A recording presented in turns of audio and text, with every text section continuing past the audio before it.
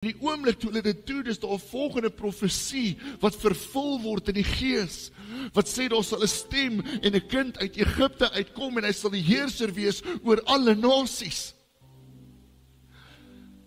Die profesie was vervul terwyl hulle gevlug het na 'n woestyn toe waar hulle nie wou wees nie.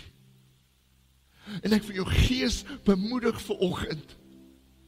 Ek weet ons sit ook in hierdie tyd van die jaar op 'n plek waar ons nie geweet het of gedink het of gehoop het ons gaan wees nie. Maar in daai vuilstaal is die belofte van die woord.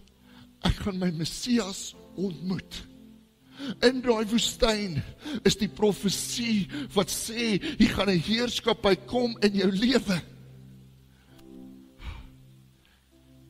En die wêreld gaan sien wat die Here kom